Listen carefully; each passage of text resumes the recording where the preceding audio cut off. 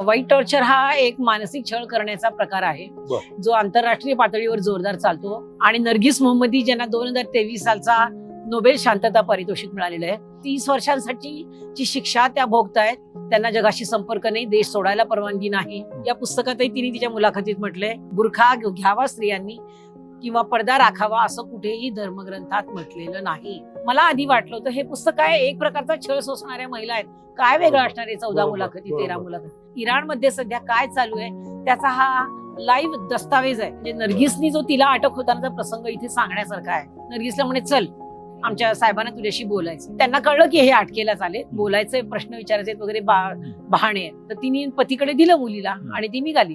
आणि ते घराच्या पायऱ्या उतरून येताना मुलगी म्हणाली, आई मला सोडून जाऊ नको ना. तिला माहित आहे एकदा गेली की आई वर्षानुवर्ष तुरुंगात असते. आई मला पापा, माझा पापा घे ना. तर नर्गिसनी त्या अधिकाऱ्याकडे पाहिलं, तो जोरात ओरडला जा. मग ती गेली, त्या बाळाला घेतलं, त्याची पापी घेतली आणि मग पतीकडे दिलं. उलटी वळली आणि धडधड पायऱ्या उतरून आली, मागे बघितलं नाही.